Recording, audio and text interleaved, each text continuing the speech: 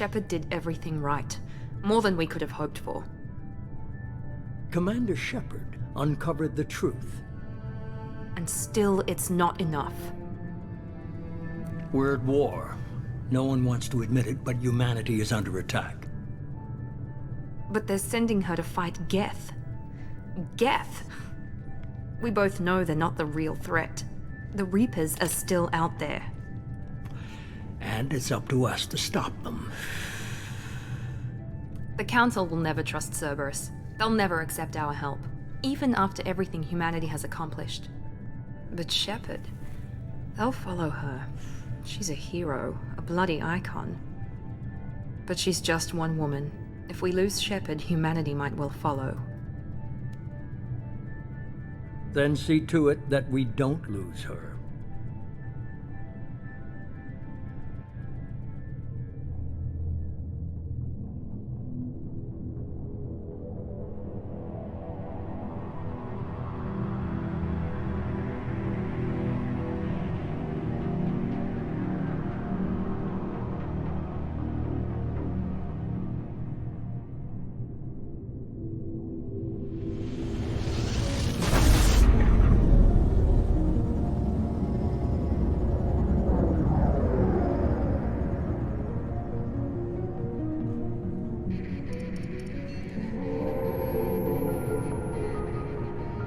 Disengaging FTL drives.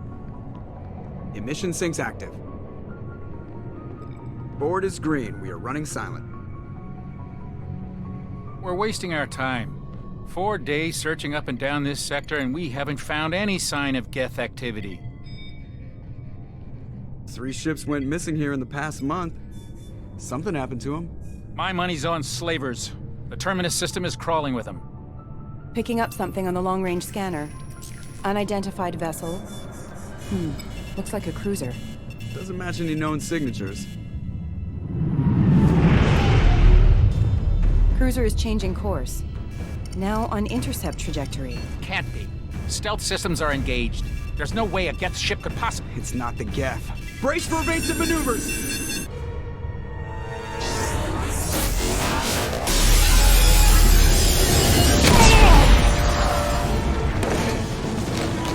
Presley! Kinetic barriers down.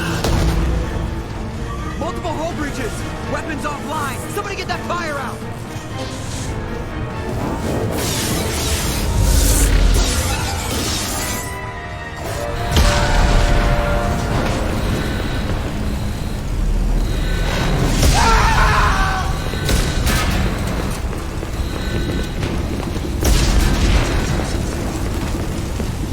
Shepard!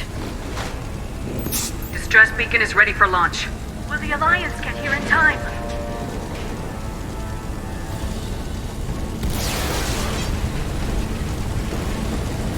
The Alliance won't abandon us. We just need to hold on. Get everyone onto the escape shuttles. Joker's still in the cockpit. He won't evacuate. I'm not leaving either.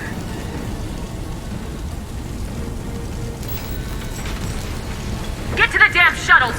I'll haul Joker's crippled ass out of here. Shepard!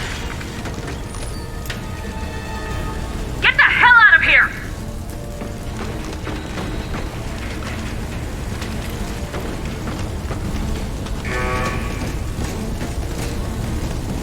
Everybody in! Go, go, go!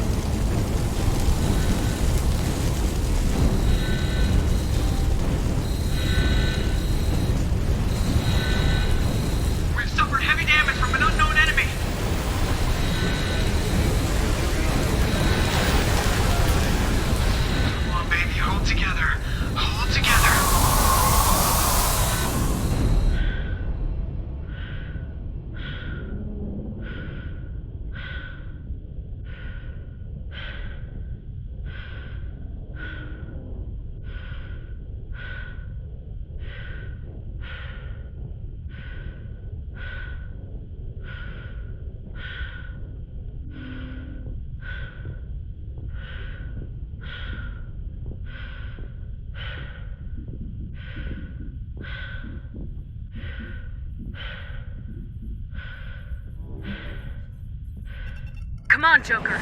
We have to get out of here. No, I won't abandon the Normandy! I can still save her!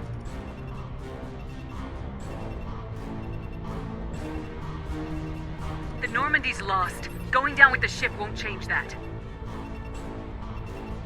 Yeah, okay. Help me up. They're coming around for another attack!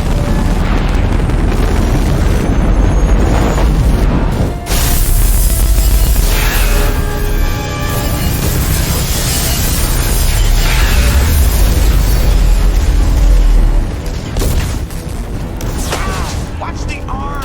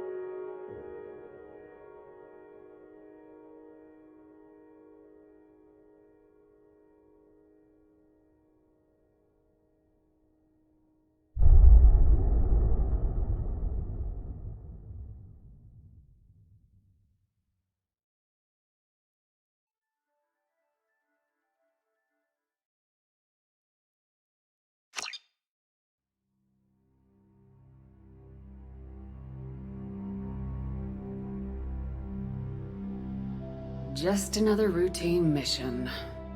Why do they always say that before a mission? Of course it's routine, you haven't done anything yet. It's everything that happens along the way. The choices you make, the paths you choose, that turn the routine into anything but. Of course, that's how it started. A routine mission, answering a distress call. And look where that got me. We were testing out the Normandy, Captain Anderson's new ship, when the distress call came in. An Alliance patrol on Eden Prime had been attacked. They'd seen something they couldn't explain. And whatever it was massive. I hit the ground with my lieutenant, Caden Alenko. A good kid, loyal, by the book, with a talent for biotics. We came across the lone survivor of the patrol, Gunnery Chief Ashley Williams. A soldier to the core. Tough, disciplined, ready to take on whatever came her way. Ashley joined up with us and took us to the spot where she lost her squad.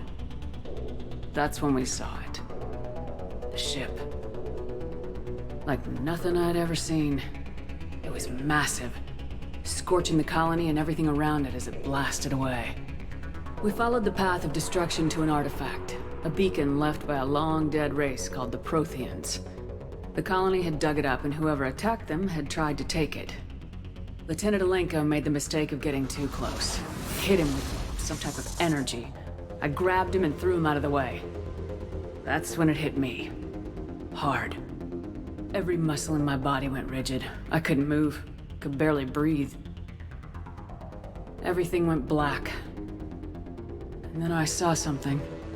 A vision. Dream. A nightmare.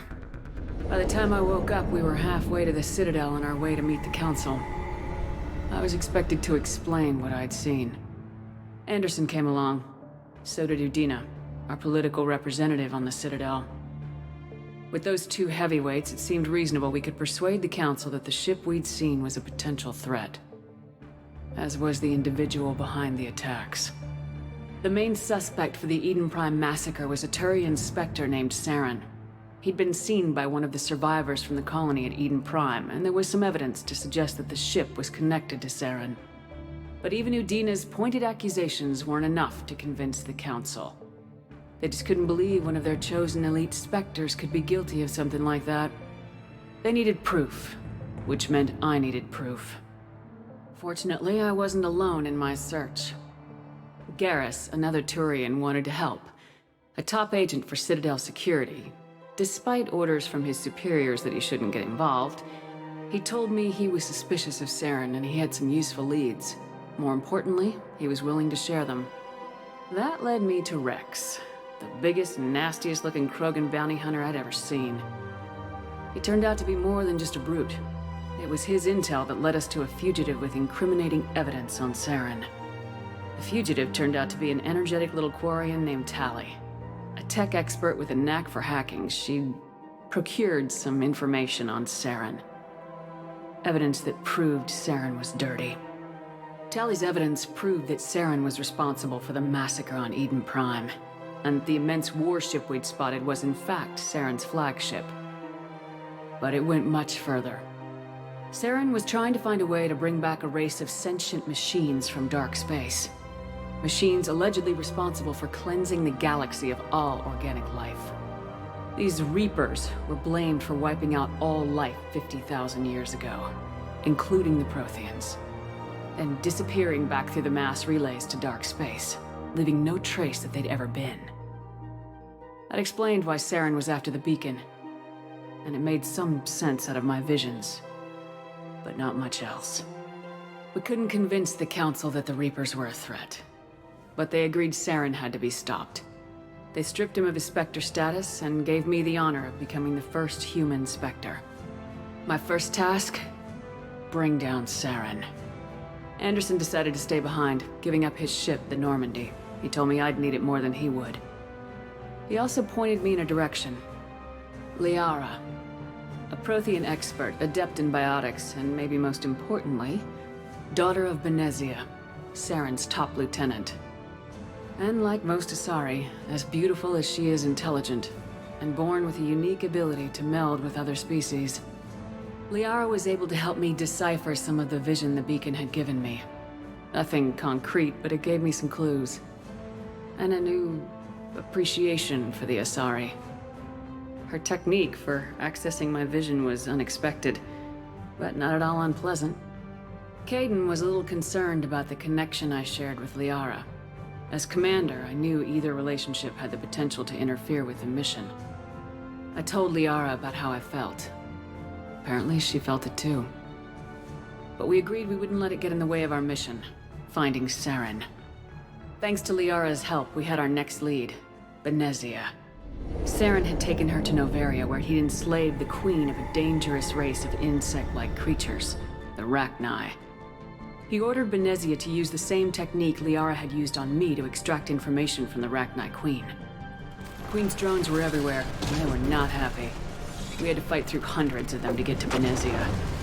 By the time we arrived, Saren was gone, with the information. I tried to reason with Benezia, but Saren had indoctrinated her. He had somehow acquired the ability to control people's actions and wills. Benezia wouldn't surrender, and Liara was forced to watch her mother die in her arms. And I was left with an angry, dangerous Rachni Queen to deal with. She claimed her drones would do no harm if I released her. But the Rachni had terrorized the galaxy before. I couldn't do it. I wouldn't doom an entire species for past sins. And the Queen was true to her word. She left and took her army of drones with her. With Saren's top lieutenant dead, he was quickly running out of time and places to hide. I tracked him down at his base on Vermeer, but we soon learned it was more than a base of operations. It was a breeding ground. Saren was breeding an army of Krogan. He'd found a cure for the genophage, a disease inflicted on the Krogan to prevent them from breeding and taking over the galaxy. But the Krogan Saren was breeding were slaves, mindless beasts that obeyed Saren's will. I had to destroy the base and all its research. Rex disagreed. Violently. Rex wanted the genophage cure for his people. I tried to convince him to help me destroy it, that these Krogan weren't real. But he wouldn't back down. Fortunately, Rex is smarter than he looks. He realized this wasn't the way to help his people, and that Saren was the real threat.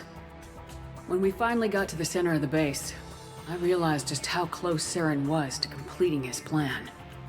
He was already in communication with the Reapers. Sovereign, Saren's flagship we'd all assumed was just a ship, was a Reaper. It spoke to me, threatened me. I could feel the menace it had for every living thing. It wanted me dead. It wanted us all dead. And I knew it was capable of doing just that. What I couldn't understand was why Saren would help it. But there was no time to think about it. Sovereign knew where we were. We had to destroy the base and get the hell out. I split my team into 2 squads, sending Ash with one and Caden with the other as a distraction. We had a nuke and we planned to use it. Before we could detonate the bombs, Saren showed up. We fought. I stalled him to make time for my team. And in talking to him, I realized the truth. It wasn't Saren who was indoctrinating everyone. It was Sovereign, the Reaper. And Saren was in deeper than all of them. He tried to convince me he was still in control. Said he'd found a way to reduce the Reaper's influence, but he was kidding himself. Or believing the lies Sovereign was telling him. Before I could convince him to stop, he ran, leaving me just seconds to extract my squad mates. I tried, but I wasn't fast enough. I could only save one of them. Caden was a good man and a great soldier. But I had to choose. And I chose Ash. That was the last time Saren would slip away from me. I knew then, the next time we met, one of us would die. With my team mostly intact, we chased Saren and his army to Ilos, a long-lost planet that had once belonged to the Protheans. As we prepared for what we knew would be a desperate fight, I spoke to my crew. We were just one ship, against Saren's growing army. I assured them all that despite the odds, we could defeat him. Liara saw through my words. She knew I was hurting after Caden's death. She could sense my doubts. We both knew this mission could be our last. Until that moment, we put our feelings aside for the sake of the mission. But why wait? We gave in to each other. And it was perfect. While it lasted. We arrived on Ilos close behind Saren. Once on the planet, we discovered a Prothean databank that helped me put the final pieces of my vision together. The Reapers had come 50,000 years ago, and every 50,000 years before that, each time purging the galaxy of life. The Protheans had fought and died like every species before them, but a few survived long enough to leave a parting gift. The Protheans had discovered that the Citadel was the key to controlling the mass relays. By sabotaging the Citadel, they found a way to close the relays to dark space, slowing the Reapers' return, giving us the time we needed to find a solution to stop the Reapers once and for all. Saren knew this. He was leading his army to take control of the Citadel and re-establish the relays to dark space, bringing the waiting Reapers here to destroy us all. We followed him to the Citadel. It was intact, but heavily damaged. He'd caught the Council fleets by surprise, and they were only now regrouping. And with Sovereign as his flagship, there was little hope that the fleets could counterattack with enough strength to take back the Citadel. But Saren was done running, and I was done chasing him. As the Alliance and Council fleets battled Saren's army outside the Citadel, I cornered the Turian bastard in the Citadel tower and confronted him. He died believing that the Reapers would save him. As I fought to regain control of the Citadel, the Council's flagship, the Destiny Ascension, fell under attack. Despite Saren's death, Sovereign and Saren's army continued to fight. The Council was aboard the Destiny Ascension and they were requesting assistance. But I knew in order to help them, I would have to put our human Alliance fleet in jeopardy. The Council had to be saved. They represented the hearts and minds of the galactic community. Without them, the fleets would be in disarray. Even with the Citadel back in my control, Saren defeated and the Normandy leading the combined galactic fleet. The battle against Sovereign, a single Reaper, was relentless. It took the combined fleets of humanity and the other races, but in the end, Sovereign fell. But the costs were immense. While humanity's efforts in the war earned us our first seat on the Council, it was a hollow victory. The Reapers were still out there. I knew the fight was far from over, but as the one who'd led the fight against Saren, I was given new responsibilities. The choice of humanity's first counselor was left to me to decide. On the one hand, Udina, the lifetime politician. Ruthless and ambitious, he would easily navigate the political landmines that would soon be placed before him. The other choice, Captain Anderson, the career soldier. Tough but fair, but a friend, and someone I could trust. Both great leaders in their own right. Anderson didn't want the job, which was a sure sign he'd be perfect for it. No ambition to get in the way. The war was over. The threat had passed. In time, the Council would rebuild itself. The Citadel could be repaired. Even the pain of lost friends would fade. But none of that mattered if the Reapers were still out there. And if they were all as powerful as Sovereign, we had to find a way to stop them. I had to find a way. I gathered my crew, took my ship, and went in search of answers. Officially, the Council would only say I was assigned cleanup duty, routing out any remnants of Saren's army. Just another routine mission.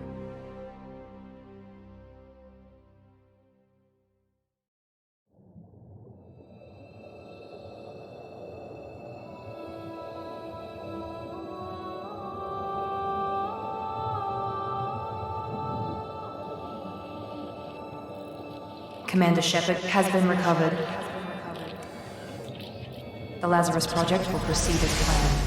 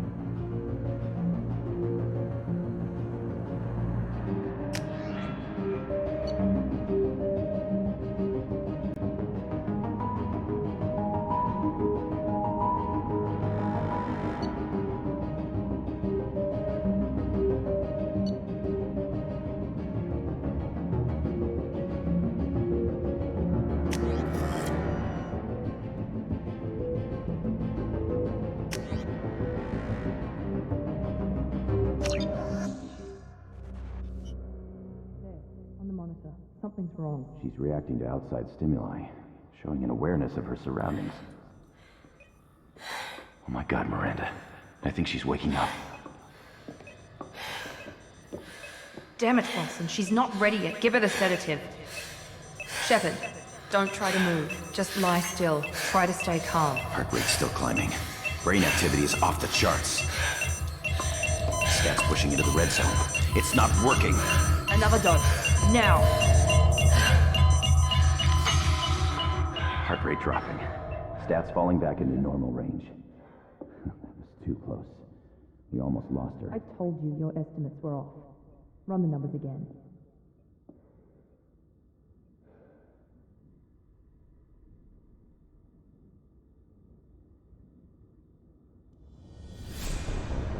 Wake up, Commander.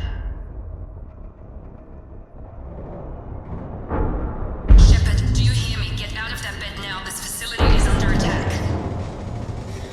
Shepard, your scars aren't healed, but I need you to get moving. This facility is under attack. There's a pistol in the locker on the other side of the room. Hurry! Grab the pistol and armor from the locker. You don't have time to wait around, Shepard. Grab your weapon and armor. This pistol doesn't have a thermal clip. It's a med bay. We'll get you a clip from... Damn it! Those canisters by the door are going to blow. Get behind cover now. Keep your head down, Shepard. Shield yourself from the blast.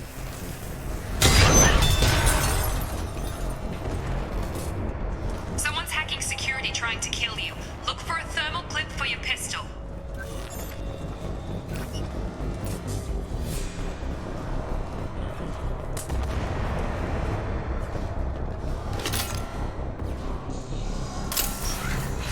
Looks like they set up a barricade to try holding the mechs off.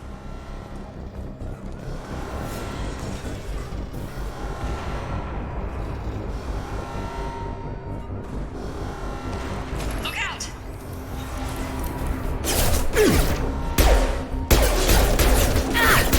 Keep moving, we need to get to the shuttles.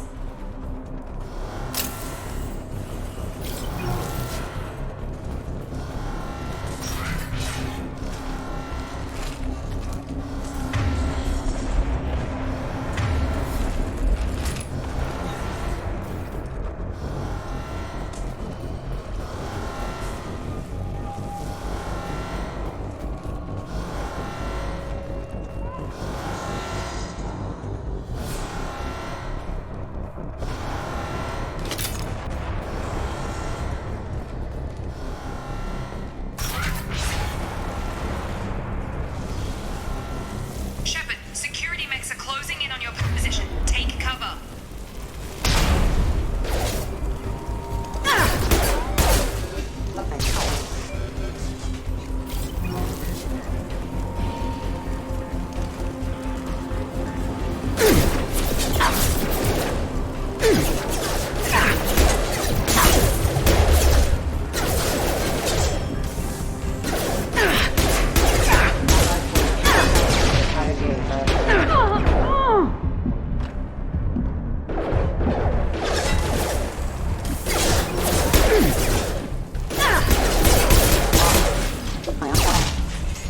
Nice work, Shepard.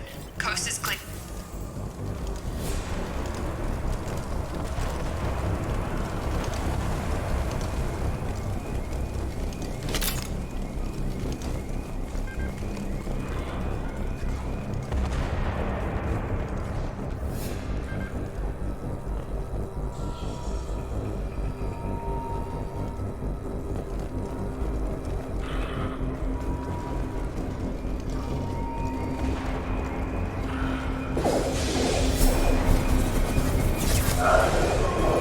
Don't waste time. I can't keep the mechs distracted for long.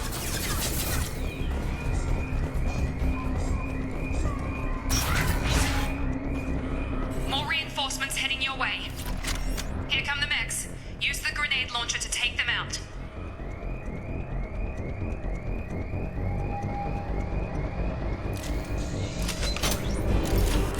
We've been spotted.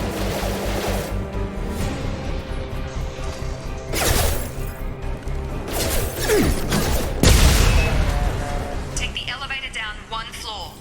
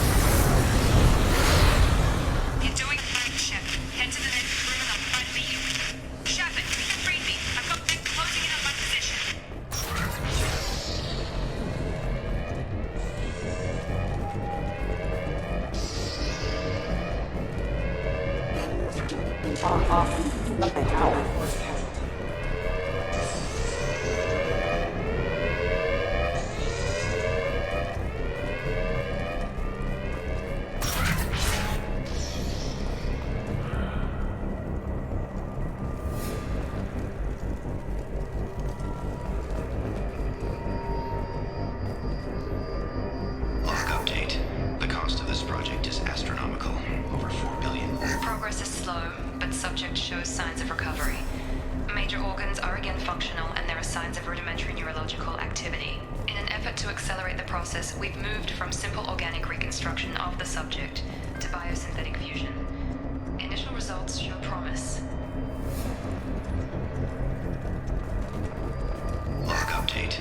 The cost of this project is astronomical. Over 4 billion credits so far. But nobody seems to care that we've gone over budget. I don't know where the boss gets all his money. Maybe it's better not to know. I just wish he'd kick a little more in my direction once in a while.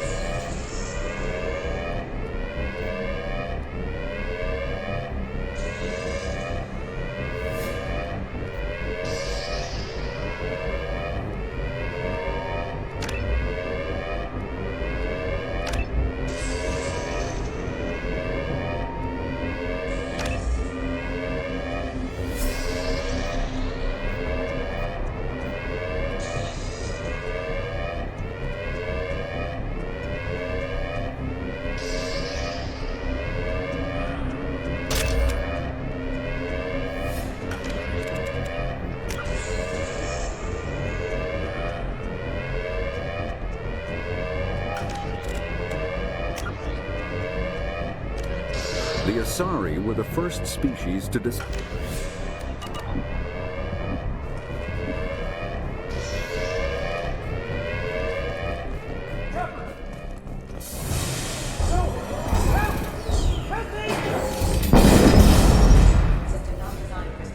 update.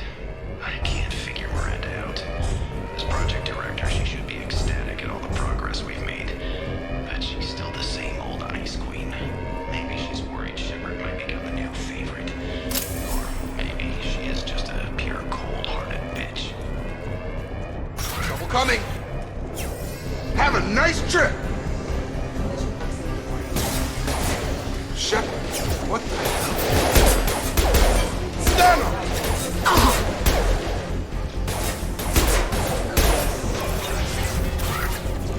What are you doing here? Thought you were still a work in progress. Are you with Miranda? Yeah, sorry. I forgot this is all new to you right now. I'm Jacob Taylor. I've been stationed here for— Hostiles detected. Damn it!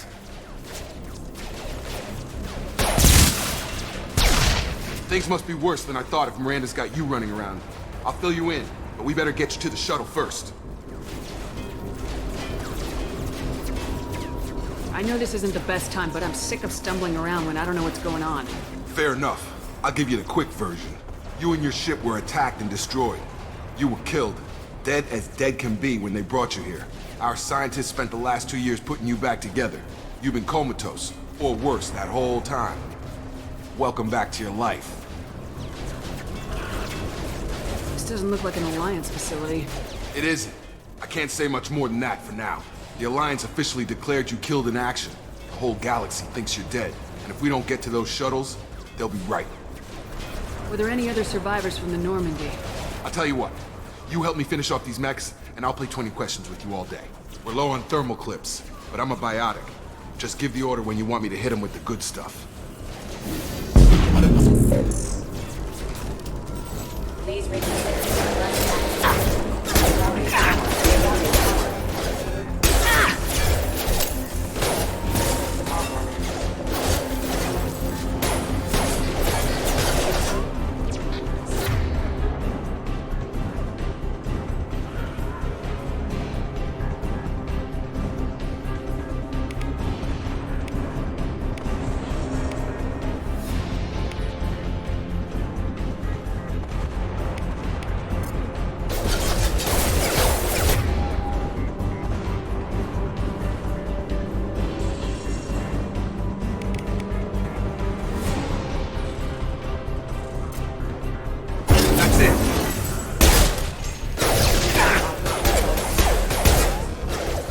Back. Okay. I promised I'd answer your questions. What do you want to know?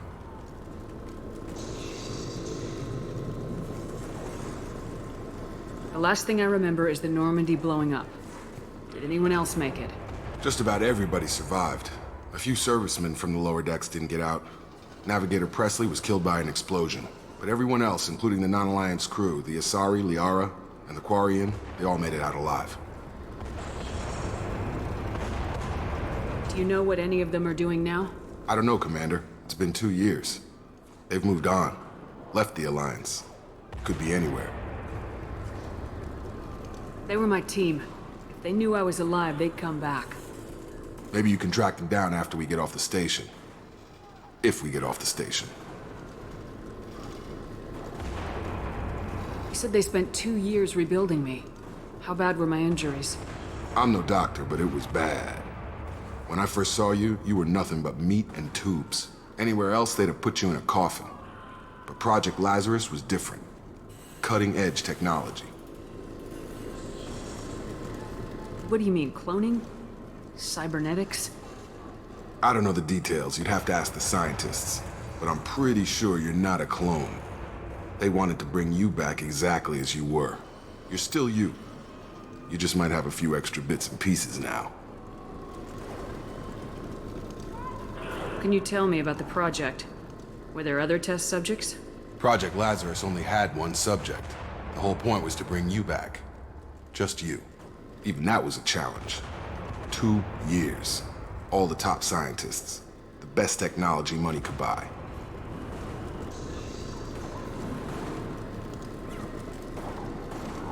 What's your job here? Depends on who you ask. Technically, I'm Miranda's top lieutenant. But I'm just a soldier. I served 5 years in the Alliance before this. Now I'm in charge of the station's security. Usually a lot more dull than this.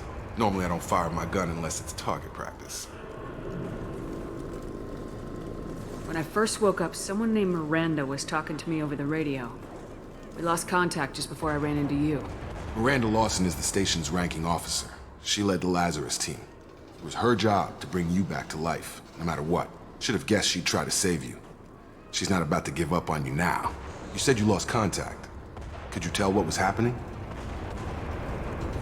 There was some gunfire and an explosion right before I lost her. She knows how to take care of herself. But I hope she's okay. The last thing I remember is the Normandy blowing up. Did anyone else make it? Just about everybody survived. A few servicemen from the lower decks didn't get out. Navigator Presley was killed by an explosion. But everyone else, including the non-Alliance crew, the Asari, Liara, and the Quarian, they all made it out alive.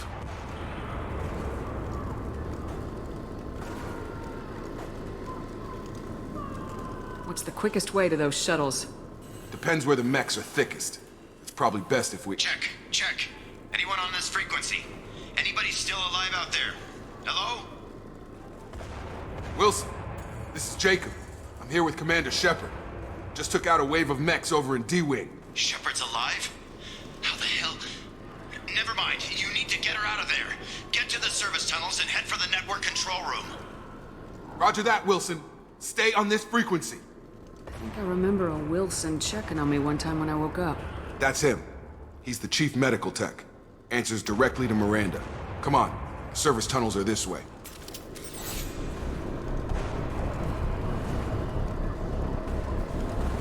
Log update. The Lazarus Project is about to enter the final phase. It's taken nearly 2 years, but we did it. Commander Shepard is alive. This is the most amazing medical achievement in history. Maybe now Miranda will finally show some appreciation for everything I've done.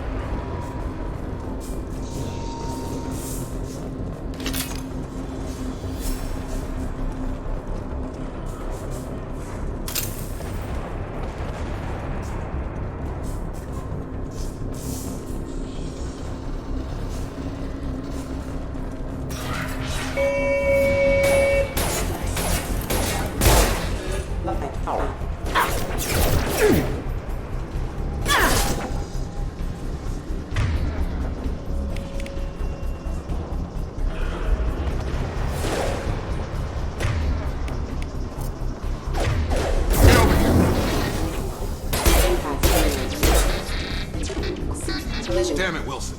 This room is crawling. The whole station is crawling with mechs. I'm doing the best I can.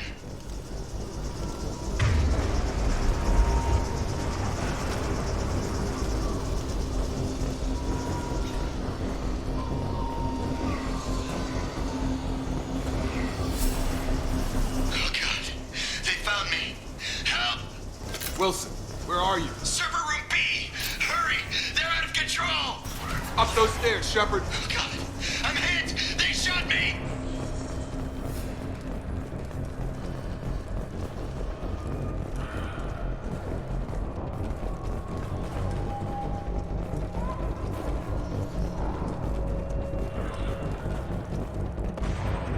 Physical reconstruction of subject is complete, but we still need to evaluate all mental and neurological functions. Our orders were clear. Make Commander Shepard who she was before the explosion. The same mind, the same morals, the same personality. If we alter her identity in any way, if she's somehow not the woman she used to be, the Lazarus Project will have failed. I refuse to let that happen. Shepard, down here!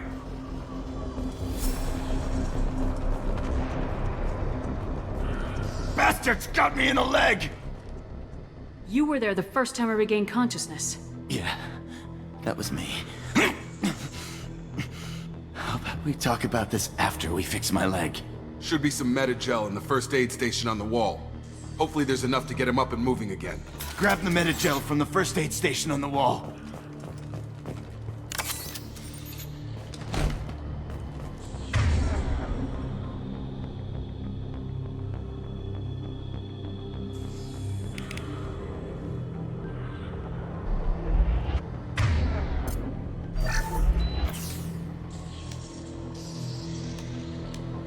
Thanks, Shepard. Never thought you'd save my life. Guess that makes us even now, huh? I thought maybe I could shut down the security mechs, but whoever did this fried the whole system. Completely irreversible. We didn't ask what you were doing. Why do you even have security mech clearance? You were in the bio wing. Weren't you listening? I came here to try and fix this. Besides, I was shot! How do you explain that? You're all strangers to me. Let's get someplace safe and then we'll sort out whose fault it is. Right, Shepard. We need to find Miranda. We can't leave her behind. Forget about Miranda. She was over in D-Wing. The mechs were all over that sector. There's no way she survived. A bunch of mechs won't drop Miranda. She's alive. Then where is she? Why haven't we heard from her? There are only two possible explanations. She's either dead, or she's a traitor. Then why did she wake me up and warn me about the attack? Okay, maybe she's not a traitor, but that doesn't change the facts. We're here, she's not. We need to save ourselves. The shuttle bay is only a few... Overload the canisters to clear a path to the shuttles.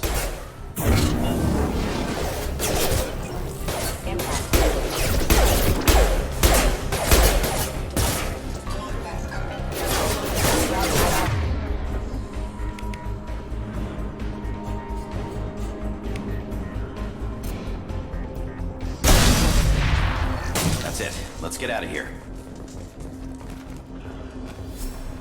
Okay, we took him down, but this is getting tense. Shepard, if I tell you who we work for, will you trust me? This really isn't the time, Jacob. We won't make it if she's expecting a shot in the back. If you want to piss off the boss, it's your ass, Jacob. The Lazarus Project, the program that rebuilt you. It's funded and controlled by Cerberus. Should I recognize that name? Maybe that's a side effect of your recovery. You and Cerberus certainly have a history. According to the Alliance, we're a radical pro-human splinter group. You wiped out several of our research bases. But things change. The Alliance declared you dead. They gave up. Cerberus spent a fortune to bring you back. Look, I'd be suspicious too. But right now we have to work together. I thought you deserved to know what's what. Once we're off the station, I'll take you to the elusive man. He'll explain everything. I promise. Elusive man. Is he in charge of all this? Yeah, that's not his real name, of course. Nobody knows who he really is. It was a code name the Alliance used for him. Kinda stuck. I don't care what his name is. He just needs to answer my questions. All of them. He spent a lot of money and time bringing you back. I'm sure he'll be more than happy to tell you whatever you want to know. It's not much farther to the shuttle bay.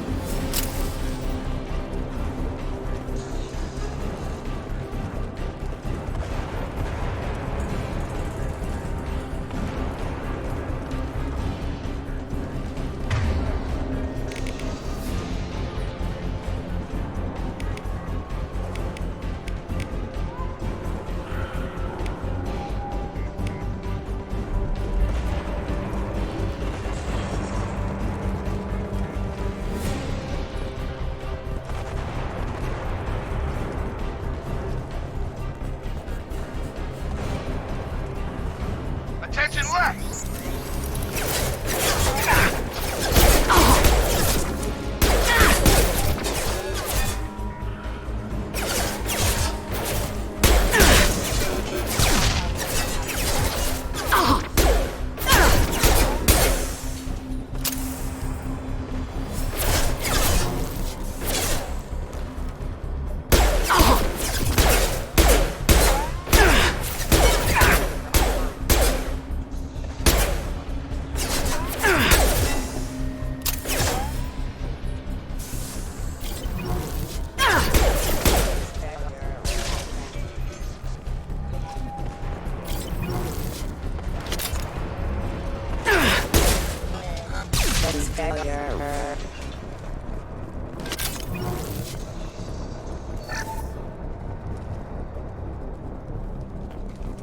Test subject has been recovered, but the damage is far worse than we initially feared. In addition to the expected burns and internal injuries from the explosion, subject has suffered significant cellular breakdown.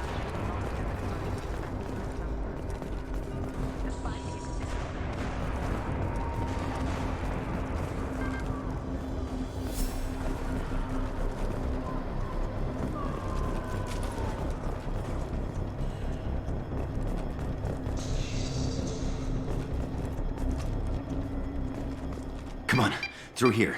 We're almost at the... Miranda, but you were... Dead? What the hell are you doing? My job. Wilson betrayed us all.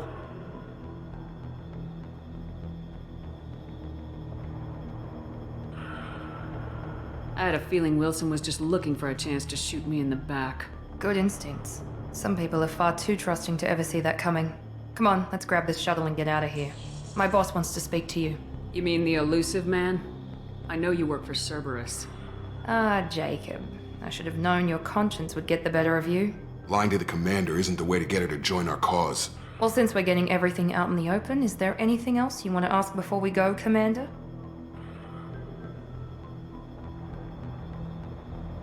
Convenient that you show up as we're leaving. Where were you during the attack? Besides trying to save your life? Wilson figured out I was helping you and he sent an army of mechs to take me out. I got here as soon as I could. Probably a little too soon if you ask Wilson. What about the rest of the people on the station? This is the evac area. If they're not here now, they're not coming. We can't leave without knowing for sure. We need to go back and look. Don't you get it? The only one worth saving is you. Everyone else is expendable. She's right. We all knew the risks when we signed up. Without you, there's no point to any of this. Where are we going? Another Cerberus facility. The elusive man is waiting for you there. I'm not sure I trust you. This is the only shuttle off the station. You want to stay and rot with the mechs? Be my guest.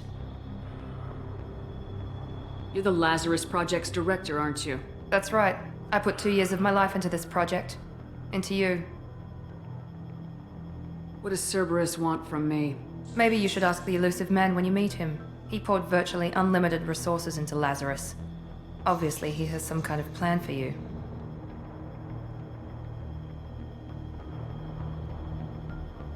I've had enough of this station to last a lifetime.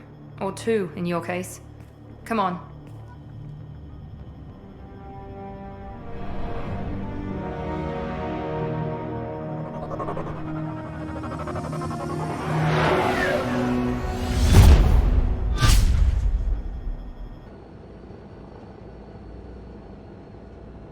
Before you meet with the elusive man, we need to ask a few questions to evaluate your condition. Come on, Miranda, more tests? Shepard took down those mechs without any trouble. That has to be good enough. It's been 2 years since the attack. The elusive man needs to know that Shepard's personality and memories are intact. Ask the questions. Did you say 2 years? I've been gone that long? 2 years and 12 days. And you were on an operating table for most of it. The sooner we start, the sooner we can be done. Start with personal history. Okay. Records show you grew up on Earth. Tough environment, no parents. You enlisted and you survived a Thresher Maw attack that wiped out the rest of your team. Do you remember that?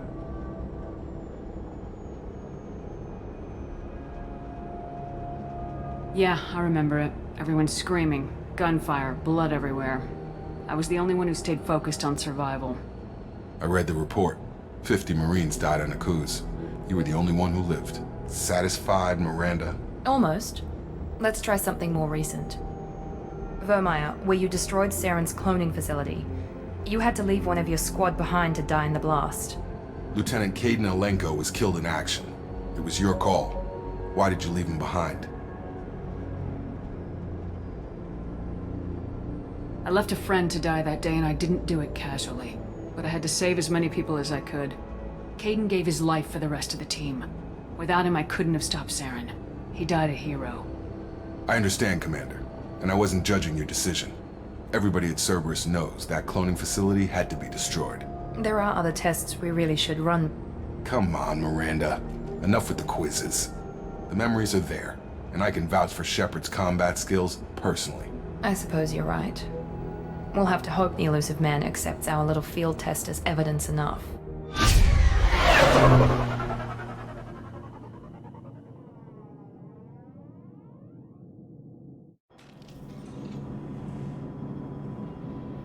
The elusive man is waiting for you in the other room.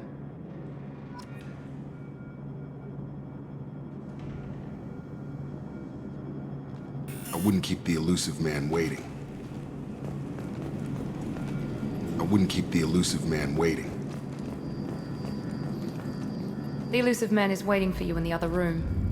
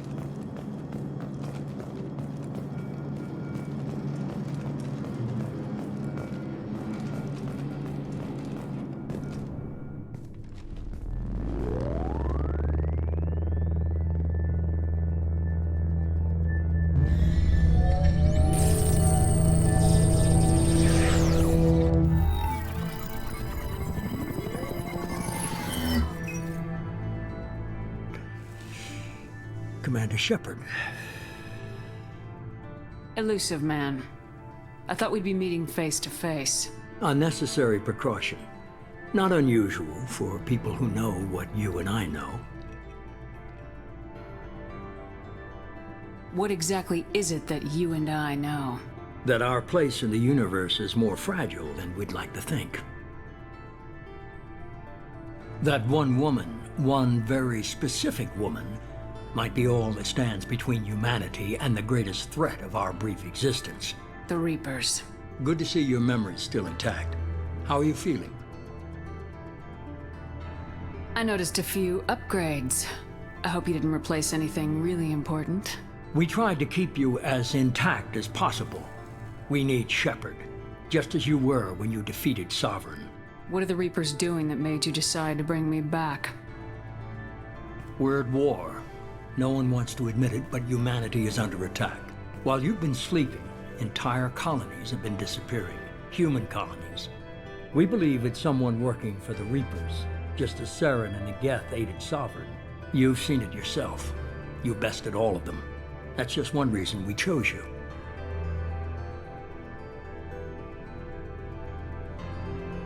Fighting a war doesn't seem like Cerberus. Why are you involved? We're committed to the advancement and preservation of humanity. If the Reapers are targeting us, trying to wipe us out, Cerberus will stop them. If we wait for politicians or the Alliance to act, no more human colonies will be left.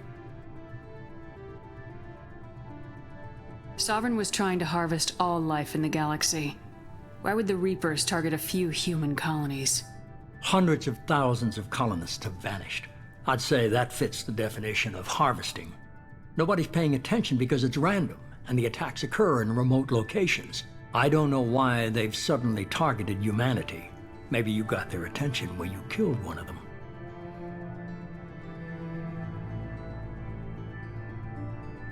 If this is a threat against humanity, you need to mobilize the Alliance.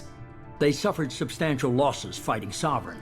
They're rebuilding, still stretched too thin to waste resources verifying the Reaper threat. Blaming the abductions on mercs and pirates is easier and more convenient. You could have trained an entire army for what you spent to bring me back. You're unique, not just in ability or what you've experienced, but in what you represent. You stood for humanity at a key moment. You're more than a soldier. You're a symbol. And I don't know if the Reapers understand fear, but you killed one. They have to respect that.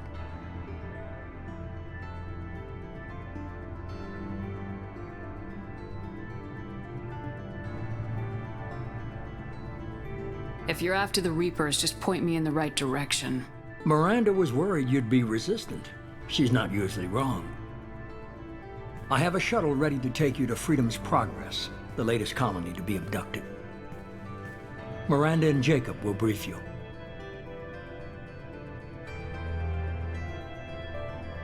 Miranda killed Wilson in cold blood. Jacob's just a gun for hire. You expect me to trust them? Wilson was one of my best agents, but he was a traitor. Miranda did exactly what I expected of her, and she saved your life in more ways than one. Jacob's a soldier, one of the best. He's never fully trusted me, but he's always been honest about it. You'll be just fine with them. For now. Is this a volunteer job, or am I being volunteered? You always have a choice, Shepard. If you don't find the evidence we're both looking for, we can part ways. But first, go to Freedom's Progress. Find any clues you can. Who's abducting the colonies? Do they have any connection to the Reapers? I brought you back. It's up to you to do the rest.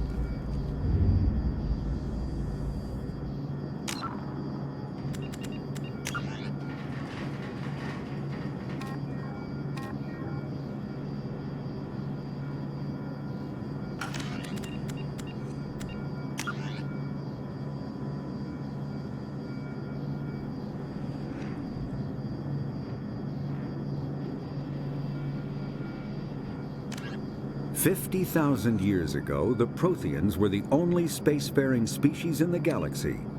They vanished in a swift galactic extinction. Only the legacy of their empire remains. They are believed to have built the mass relays and the Citadel, which have allowed numerous species to explore and expand throughout the galaxy. Prothean ruins are found on worlds across the galaxy. While surprisingly intact for their age, functioning examples of Prothean paleotechnology are rare. Time and generations of looters have picked their dead cities and derelict stations clean. Some believe the Protheans meddled in the evolution of younger races. The Hanar homeworld of Kaje, for example, shows clear evidence of former Prothean occupation. The presence of a former Prothean observation post on Mars has caused a rebirth of interventionary evolutionists among humans.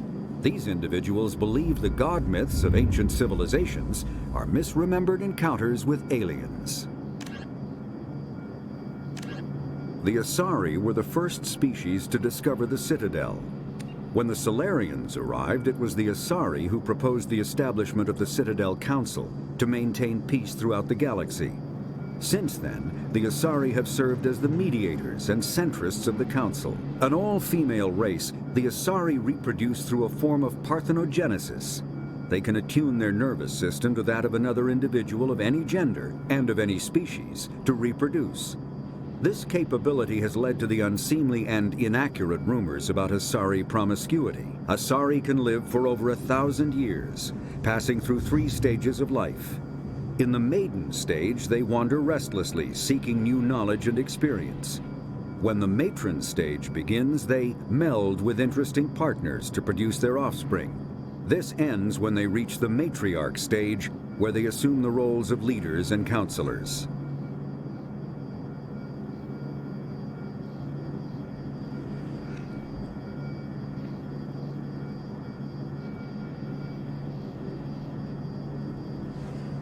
The second species to join the Citadel, the Solarians, are warm-blooded amphibians with a hyperactive metabolism. Solarians think fast, talk fast, and move fast. To Solarians, other species seem sluggish and dull-witted. Unfortunately, their metabolic speed leaves them with a relatively short lifespan. Solarians over the age of 40 are a rarity. The Solarians were responsible for advancing the development of the primitive Krogan species to use as soldiers during the Rachni Wars. They were also behind the creation of the genophage bioweapon the Turians used to quell the Krogan rebellions several centuries later. Solarians are known for their observational capability and non-linear thinking. This manifests as an aptitude for research and espionage. They are constantly experimenting and inventing, and it is generally accepted that they always know more than they are letting on. Roughly 1,200 years ago, the Turians were invited to join the Citadel Council to fulfill the role of galactic peacekeepers. The Turians have the largest fleet in Citadel space, and they make up the single largest portion of the Council's military forces. As their territory and influence has spread, the Turians have come to rely on the Solarians for military intelligence and the Asari for diplomacy. Despite a somewhat colonial attitude towards the rest of the galaxy, the ruling hierarchy understands they would lose more than they would gain if the other 2 races were ever removed. Turians come from an autocratic society that values discipline and possesses a strong sense of personal and collective honor. There is lingering animosity between Turians and humans over the First Contact War of 2157, which is known as the Relay 314 incident to the Turians. Officially, however, the 2 species are allies, and they enjoy civil, if cool, diplomatic relations. In the early 2160s, the Alliance began aggressive colonization of worlds in the Skyllian Verge, much to the dismay of the Batarians, who had been developing the region for several decades. In 2171, the Batarians petitioned the Council to declare the Verge a zone of Batarian interest. The Council refused, however, declaring unsettled worlds in the region open to human colonization. In protest, the Batarians closed their Citadel embassy and severed official diplomatic relations with the Council, effectively becoming a rogue state. They instigated a proxy war in the Verge by funneling money and weapons to criminal organizations urging them to strike at human colonies. Hostilities peaked with the Skillian Blitz of 2176, an attack on the human capital of Elysium by Batarian-funded pirates and slavers. In 2178, the Alliance retaliated with a crushing assault on the moon of Torfin, long used as a staging base by Batarian-backed criminals. In the aftermath, the Batarians retreated into their own systems and are now rarely seen in Citadel space. The Elcor are a Citadel species native to the high-gravity world Dakuna. They are massive creatures, standing on 4 muscular legs for increased stability. Elcor move slowly, an evolved response to an environment where a fall can be lethal. This has colored their psychology, making them deliberate and conservative. Elcor speech is ponderous and monotone. Among themselves, scent, slight movements, and subvocalized infrasound convey shades of meaning that make a human smile seem as subtle as a fireworks display. Since their subtlety can lead to misunderstandings with other species, the Elcor often go out of their way to clarify when they are being sarcastic, amused, or angry. Dakuna's high gravity impedes mountain formation. Most of the world consists of flat, open plains, which prehistoric Elcor wandered across in small family bands. Modern Elcor still prefer open sky and can become restless and uncomfortable on long starship journeys. The Geth are a humanoid race of networked AIs. They were created by the Quarians 300 years ago as tools of labor and war. When the Geth showed signs of self-evolution, the Quarians attempted to exterminate them. The Geth won the resulting war.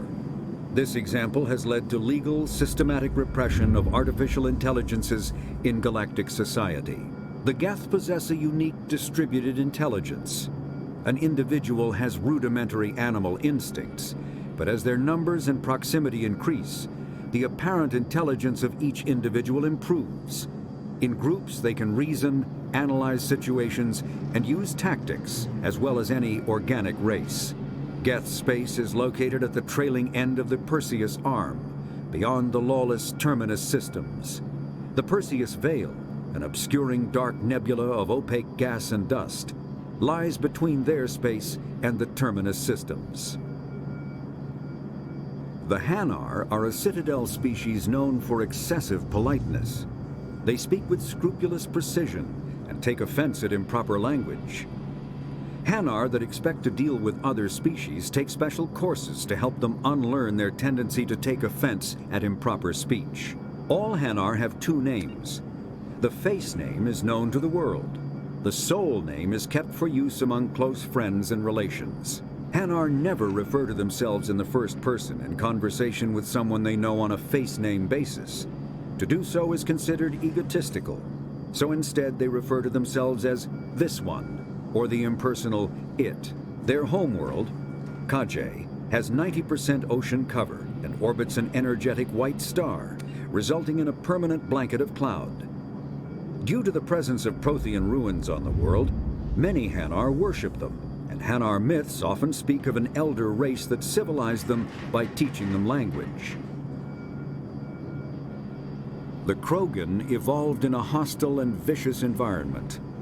Until the invention of gunpowder weapons, eaten by predators was still the #1 cause of Krogan fatalities.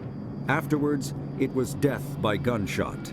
When the Solarians discovered them, the Krogan were a brutal, primitive species, struggling to survive a self-inflicted nuclear winter. The Solarians culturally uplifted them, teaching them to use and build modern technology, so they could serve as soldiers in the Rachni War. Liberated from the harsh conditions of their homeworld, the quick-breeding Krogan experienced an unprecedented population explosion. They began to colonize nearby worlds. Even though these worlds were already inhabited, the Krogan rebellions lasted nearly a century, only ending when the Turians unleashed the Genophage, a Solarian-developed bioweapon that crushed all Krogan resistance. The Genophage makes only 1 in 1,000 pregnancies viable, and today the Krogan are a slowly dying breed.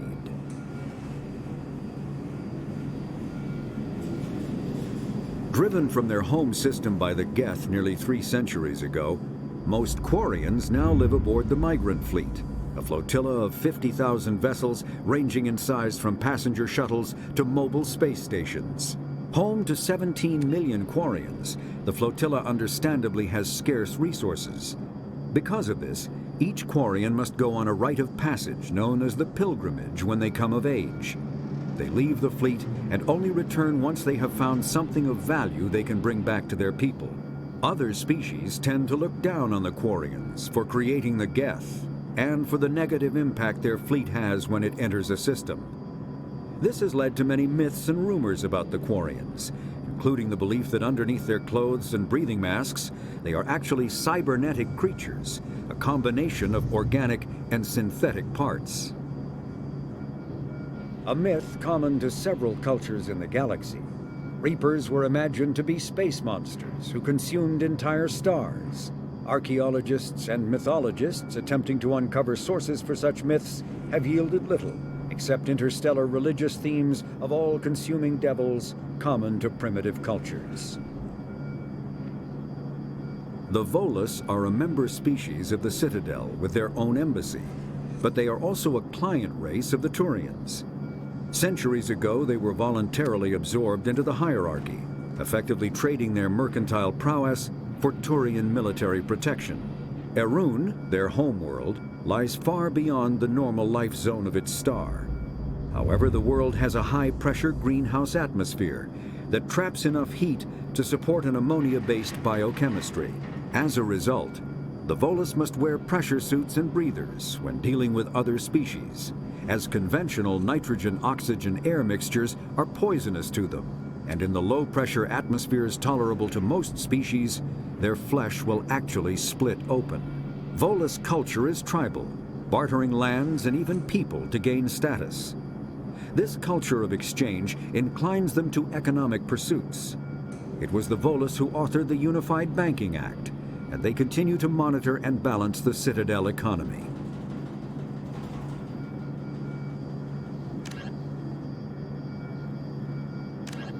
The Citadel is an ancient deep space station, presumably constructed by the Protheans. Since the Prothean extinction, numerous species have come to call the Citadel home. It serves as the political, cultural, and financial capital of the galactic community. To represent their interests, most species maintain embassies on the Presidium, the Citadel's inner ring. The Citadel Tower in the center of the Presidium holds the Citadel Council chambers. Council affairs often have far-reaching effects on the rest of the galactic community. 5 arms, known as the wards, extend from the Presidium.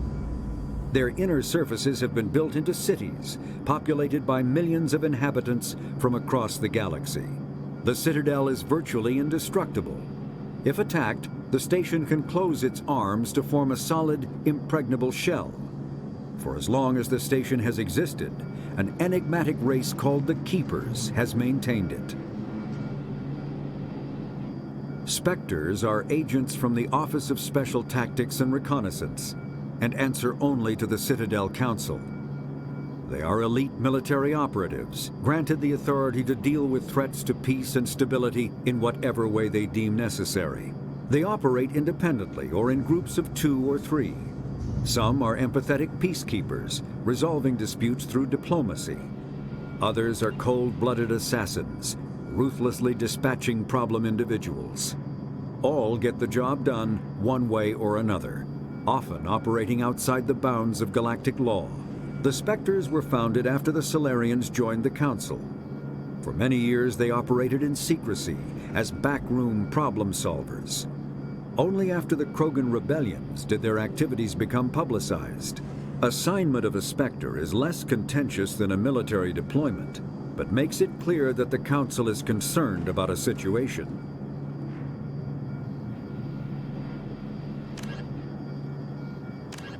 Immediately following the First Contact War, an anonymous extranet manifesto warned that an alien attempt at human genocide was inevitable. The manifesto called for an army, a Cerberus, to guard against invasion through the Charon Relay. Derided as survivalist rhetoric written by an elusive man, the manifesto and its anonymous author soon fell off the media radar. But in 2165, terrorists stole antimatter from the SSV Geneva, The sole figure arrested named his sponsor Cerberus.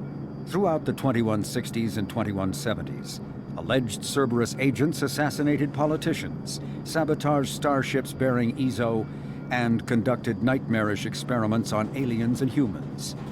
Denounced as human supremacist, Cerberus calls itself human survivalist. Counter-terror experts speculate Cerberus may have changed leadership with its recent shift to stockpiling ships, agents, and weapons. Whether he, she, or they, the elusive man hides his finances hidden behind shell companies. Few doubt he will kill anyone attempting to expose him. The reclusive tycoon calling himself the elusive man is a human nationalist focused on advancing human interests, whatever the cost to non-humans. The Citadel Council regards him as a fanatic, posing a serious threat to galactic security. A mysterious maverick, to say the least, the elusive man heads the Cerberus network. Dubbed the Elusive Empire by investigators, Cerberus is an allegedly untraceable syndicate of private intelligence agencies, biotics laboratories, engineering and scientific research teams, and lucrative front companies.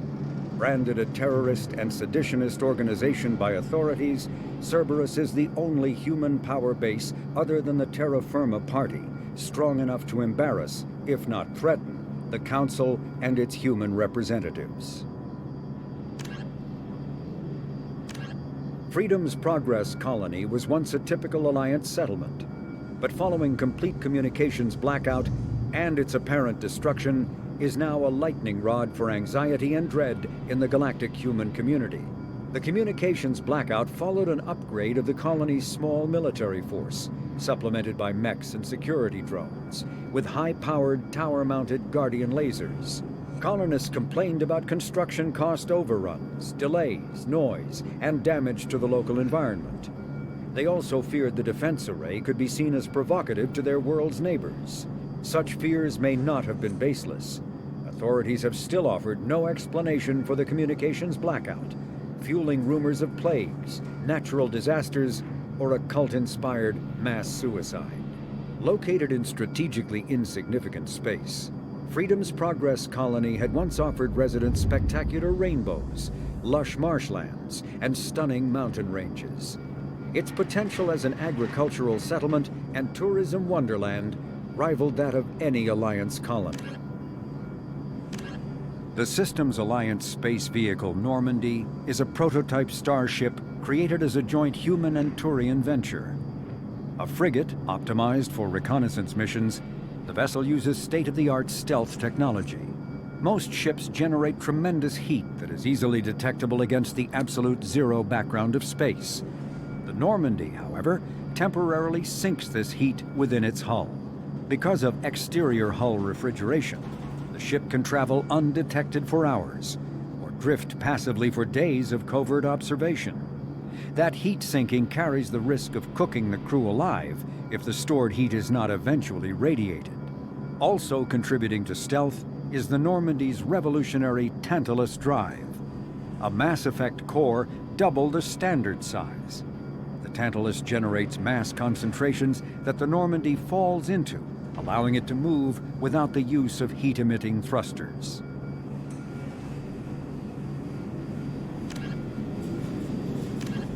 Biotics is the ability of rare individuals to manipulate dark energy and create mass effect fields through the use of electrical impulses from the brain. Intense training and surgically implanted amplifiers are necessary for a biotic to produce mass effect fields powerful enough for practical use. The relative strength of biotic abilities varies greatly among species and with each individual. There are three branches of biotics. Telekinesis uses mass-lowering fields to levitate or impel objects. Mass-raising kinetic fields are used to block or pin objects. Spatial distortion uses rapidly shifting mass fields to shred objects. Most organic species are capable of developing biotic abilities, though there are risks involved. Biotics are the result of an in utero exposure to element 0. This usually causes fatal cancers in the victim, but in rare cases, it coalesces into nodules within the fetus's developing nervous system. When subjected to an electrical current, the rare material dubbed Element Zero, or EZO, emits a dark energy field that raises or lowers the mass of all objects within it. This mass effect is used in countless ways, from generating artificial gravity to manufacturing high-strength construction materials. It is most prominently used to enable faster-than-light space travel. EZO is generated when solid matter, such as a planet, is affected by the energy of a star going supernova. The material is common in the asteroid debris that orbits neutron stars and pulsars. These are dangerous places to mine, requiring extensive use of robotics, telepresence, and shielding to survive the incredible radiation from the dead star. Only a few major corporations can afford the setup costs required to work these primary sources. Humanity discovered refined Element Zero at the Prothean Research Station on Mars, allowing them to create mass effect fields and develop FTL travel. Element Zero can increase or decrease the mass of a volume of space-time when subjected to an electrical current. With a positive current, mass is increased. With a negative current, mass is decreased. The stronger the current, the greater the magnitude of the dark energy mass effect. In space, low-mass fields allow FTL travel and inexpensive surface-to-orbit transit. High-mass fields create artificial gravity and push space debris away from vessels. In manufacturing, low-mass fields permit the creation of evenly blended alloys, while high-mass compaction creates dense, sturdy construction materials. The military makes extensive use of mobility-enhancing technologies, with mass effect utilizing fighting vehicles standard frontline issue in most military forces. Mass effect fields are also essential in the creation of kinetic barriers or shields to protect against enemy fire. Mass relays are feats of Prothean engineering advanced far beyond the technology of any living species. They are enormous structures scattered throughout the stars and can create corridors of virtually mass-free space, allowing instantaneous transit between locations separated by years or even centuries of travel using conventional FTL drives. Primary mass relays can propel ships thousands of light years, often from one spiral arm of the galaxy to another. However, they have fixed one-to-one connections. A primary relay connects to one other primary relay and nowhere else. Secondary relays can only propel ships across a few hundred light years. However, they are omnidirectional. A secondary relay can send a ship to any other relay within its limited range. There are many dormant primary relays whose corresponding twins have not yet been located. These are left inactive until their partner is charted, as established civilizations are unwilling to blindly open a passage that might connect them to a hostile species. Omni Tools are handheld devices that combine a computer microframe, sensor analysis pack, and manufacturing fabricator. Versatile and reliable, an Omni Tool can be used to analyze and adjust the functionality of most standard equipment, including weapons and armor, from a distance. The fabrication module can rapidly assemble small three-dimensional objects from common reusable industrial plastics, ceramics, and light alloys. This allows for field repairs and modifications to most standard items, as well as the reuse of salvaged equipment. Omni Tools are standard issue for soldiers and first-in colonists. Metagel is a common medicinal salve used by paramedics, EMTs, and military personnel. It combines several useful applications: a local anesthetic, disinfectant, and clotting agent all in one. Once applied, the gel is designed to grip tight to flesh until subjected to a frequency of ultrasound. It is sealable against liquids, most notably blood, as well as contaminants and gases. The gel is a genetically engineered bioplasm created by the CERTA Foundation, a medical technology megacorp based on Earth. Technically, Metagel violates Council laws against genetic engineering, but to date, it has proved far too useful to ban.